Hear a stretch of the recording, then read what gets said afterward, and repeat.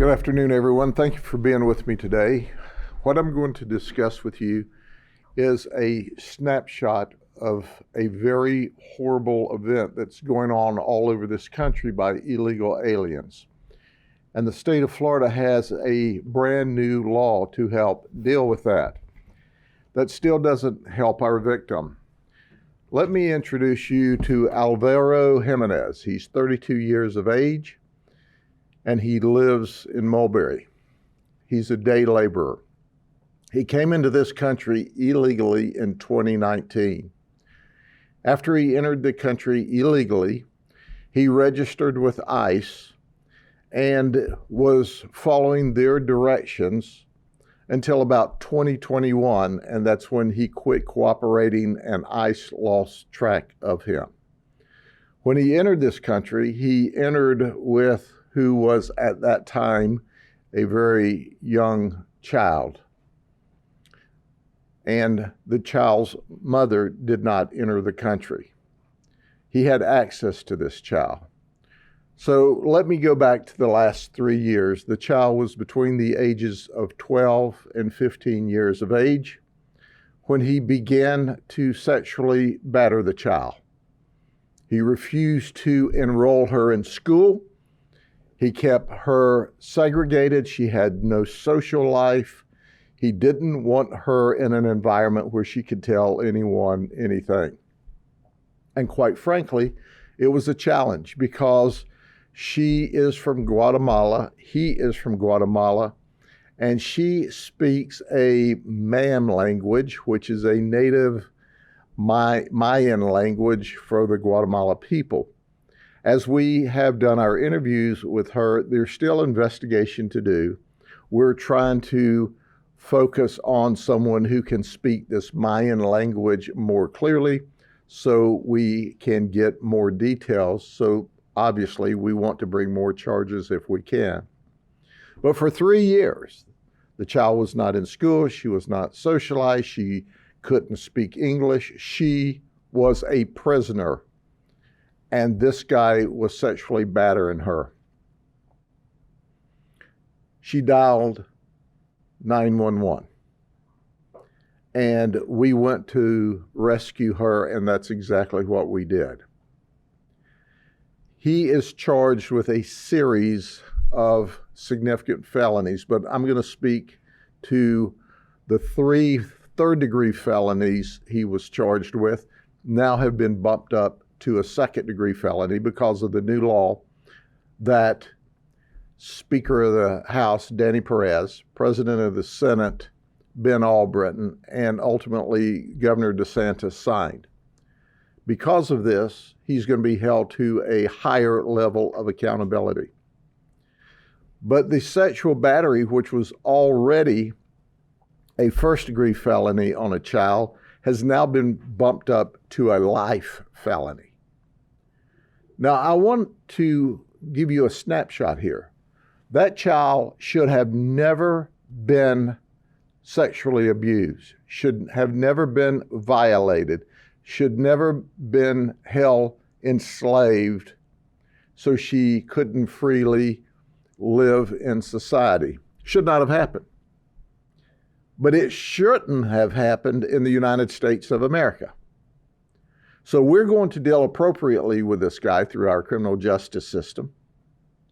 But I want to underscore here for those who are doing the hand wringing and oh my goodness, and the illegal aliens aren't a problem. And yes, some of them, a few of them are a big problem.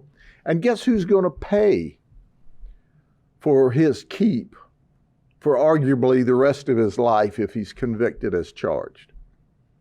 The taxpayers of the state of Florida.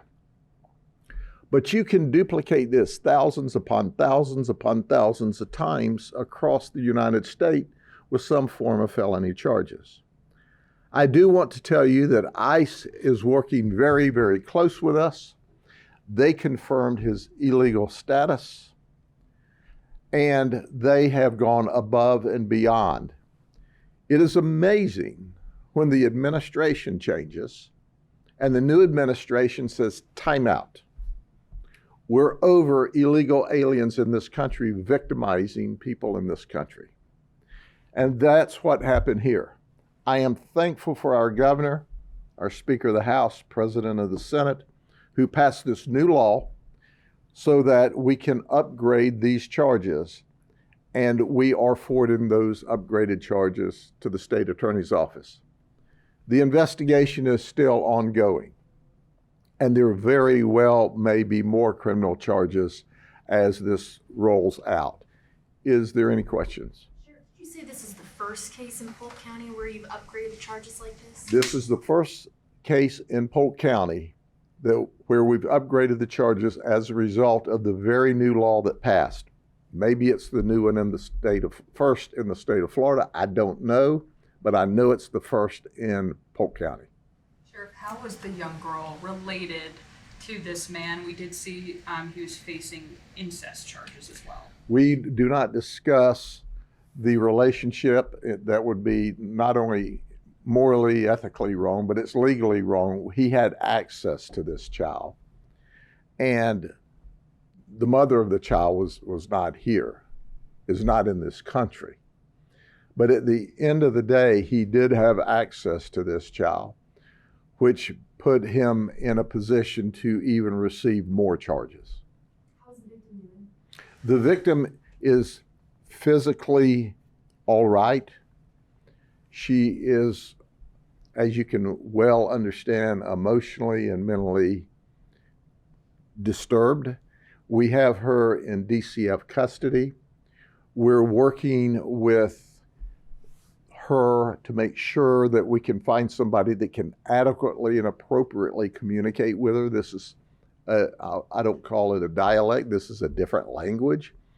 It's a language that is native to Guatemala, and it's not the normal type of Latino language or Spanish language that we see.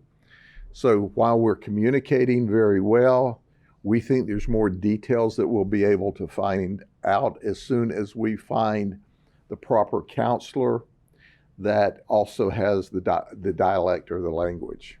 Will she be deported back to her home country? We obviously want to reunite her at the appropriate time with her family, but at this time we need her here as a witness or we don't have a case.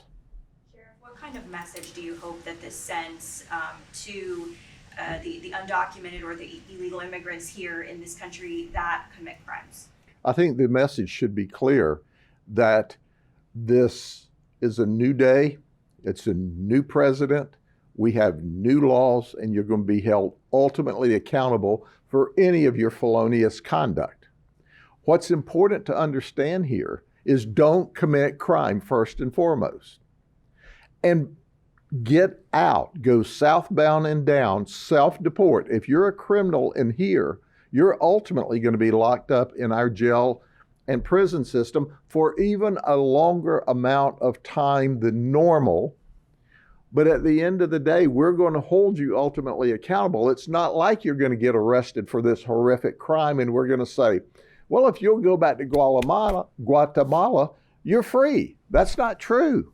That's not true. We're going to make sure you pay for this horrific, horrendous criminal conduct here first, then we'll deport you.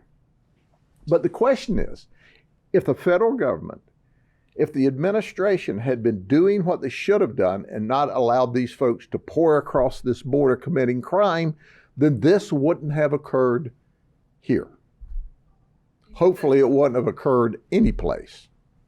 You suggested felons in Florida and Polk County, they should self-deport. Is that one of the goals of this new legislation in your eyes? The goal of the new legislation is to hold criminals accountable. And if you come here illegally to commit crime, you're ultimately going to be held accountable. So my suggestion is if you're here committing crime, any crime, you need to go southbound and down. Get out of here before you get locked up for a very long time. That's our message. It should be crystal clear. But I can tell you right now, Alvaro Jimenez is going to prison upon his conviction here probably for the rest of his life, at the cost to the local taxpayers, because the federal government didn't do their job and keep him out of here in the first place. Do you suspect any other victims of this suspect or? We will be investigating to see if there are any other victims, absolutely. If you're capable of abusing one child sexually, you're capable of abusing other children sexually. Okay, any questions? Thank you. Have a good day.